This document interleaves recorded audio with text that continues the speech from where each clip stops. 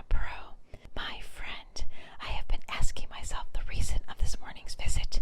Did our visitor really hope to succeed in bribing me, or alternatively, in frightening me into abandoning my task? It seemed hardly credible. Why, then, did he come? And now I see the whole plan. Very neat, very pretty.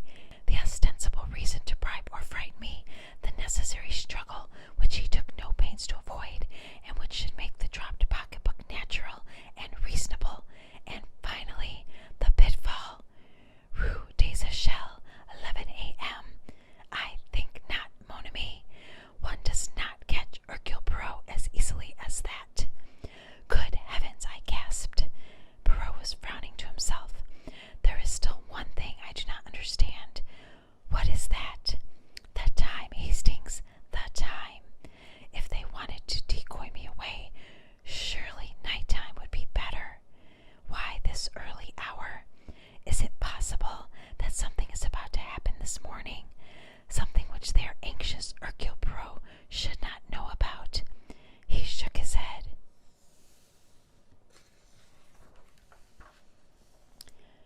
We shall see. Here I sit, mon ami. We do not stir out this morning. We await events here. It was at 11:30 exactly that the summons came. A petit bleu. Poirot tore it open, then handed it to me. It was from Madame Olivier, the world-famous scientist, whom we had visited yesterday in connection with the Halliday case. It asked us to come out to Passy at once. We obeyed the summons without an instant's delay. Madame Olivier received us in the same small salon. I was struck anew with the wonderful power of this woman, with her long nun's face and burning eyes, this brilliant successor of Becquerel and the Curies. She came to the point at once. Messieurs, you interviewed me yesterday about the disappearance of Emma Halliday. I now learn that you returned to the house a second time and asked to see my secretary, Inez Verneau. She left the house with you and has not returned here since. Is that all, madame? No, monsieur, it is not. Last night the laboratory was broken into, and several valuable papers and memoranda were stolen. The thieves had to try for something more precious still, but luckily they failed to open the big safe. Madame, these are the facts of the case. Your late secretary, Madame Verneau, was really the Countess Rozikoff, an expert thief, and it was she who was responsible for the disappearance of Emma Halliday. How long has she been with you? 5 months, monsieur. What you say amazes me. It is true, nevertheless. These papers, were they easy to find, or do you think an inside knowledge was shown? It is rather curious that the thieves knew exactly where to look. You think Inez? Yes, I have no doubt that it was upon her information that they acted. But what is this precious thing that the thieves failed to find? Jewels. Madame Olivier shook her head with a faint smile. Something much more precious than that, monsieur. She looked round her, then bent forward, lowering her voice. Radium, monsieur. Radium. Yes, monsieur. I am now at the crux of my experiments. I possess a small portion of radium myself. More has been lent to me for the process I am at work upon. Small though the actual quantity is, it comprises a large amount of the world's stock and represents a value of millions of francs. And where is it? In its leaden case in the big safe. The safe purposely appears to be of an old and worn-out pattern, but it is really a triumph of the safe maker's art. That is probably why the thieves were unable to open it. How long are you keeping this radium in your possession? Only for 2 days more, monsieur. Then my experiments will be concluded. Poirot's eyes brightened, and Inez Verneau is aware of the fact. Good. Then our friends will come back. Not a word of me to anyone, madame. But rest assured, I will save your radium for you. You have a key of the door leading from the laboratory to the garden. Yes, monsieur. Here it is. I have a duplicate for myself, and here is the key of the garden door leading out into the alleyway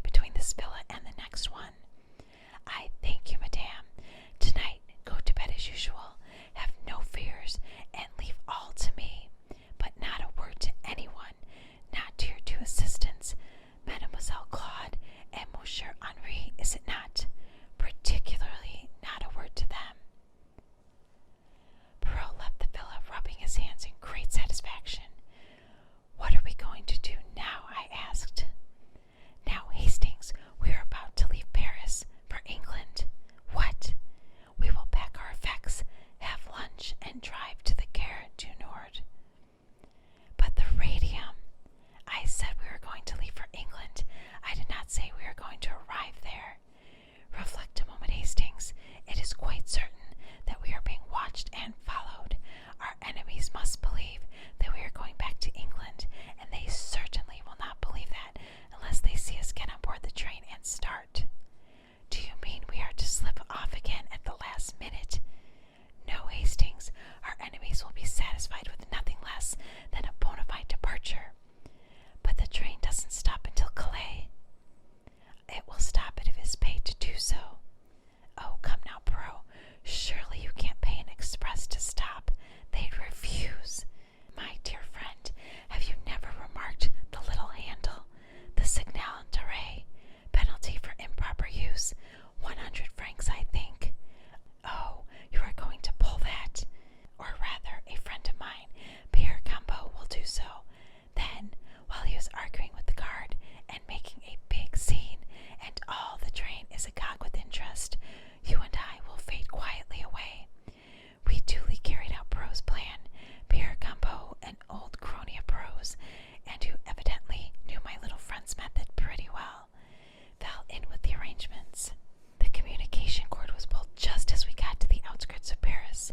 Campeau made a scene in the most approved French fashion, and Perrault and I were able to leave the train without anyone being interested in our departure.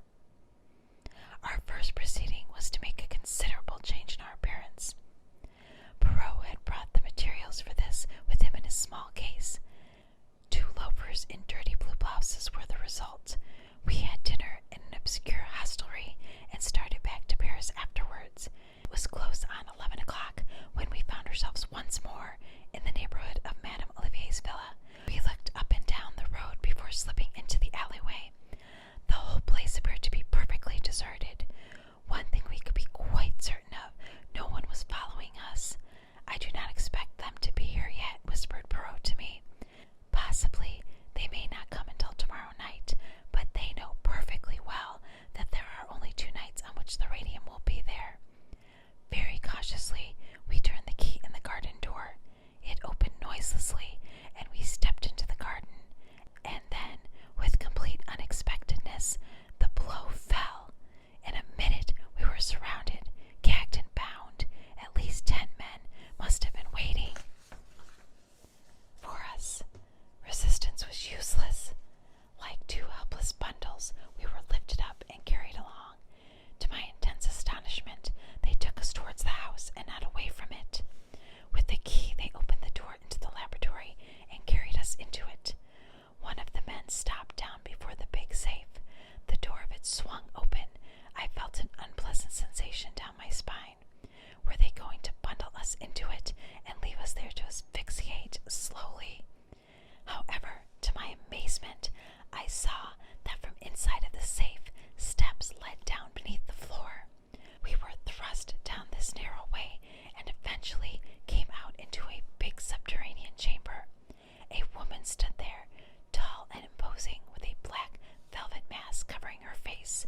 She was clearly in command of the situation by her gestures of authority. The men slung us down on the floor and left us, alone with the mysterious creature in the mask. I had no doubt who she was. This was the unknown Frenchwoman, number 3 of the Big 4. She knelt down beside us and removed the gags, but left us bound. Then, rising and facing us with a sudden, swift gesture, she removed her mask. It was Madame Olivier. "M. Perrault," she said in a low, mocking tone. "The great, the wonderful, the unique M. Perrault. I sent a warning to you yesterday morning. You chose to disregard it. You thought you could pitch your wits against us, and now you are here." There was a cold malignity about her that froze me to the marrow. It was so at variance with the burning fire of her eyes. She was mad, mad with the madness of genius. Perrault said nothing. His jaw had dropped, and he was staring at her. "Well," she said softly, "this is the end. We cannot permit our plans to be interfered with. Have you any last request to make?" Never before or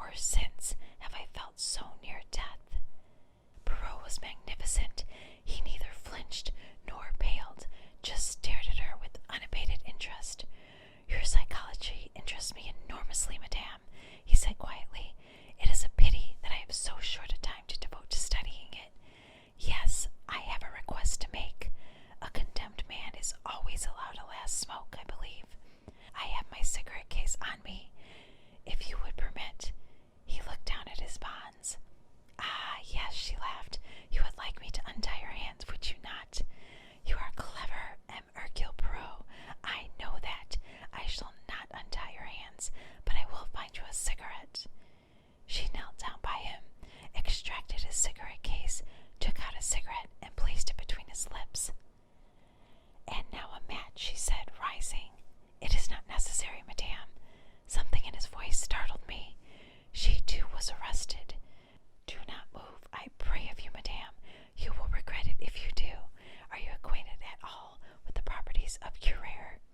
The South American Indians use it as an arrow poison. A scratch with it means death. Some tribes use a little blowpipe. I, too, have a little blowpipe constructed so as to look exactly like a cigarette. I have only to blow. Ah, you start. Do not move, madame. The mechanism of the cigarette is most ingenious.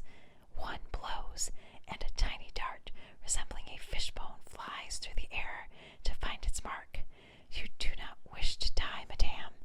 Therefore, I beg of you, release my friend Hastings from his bonds.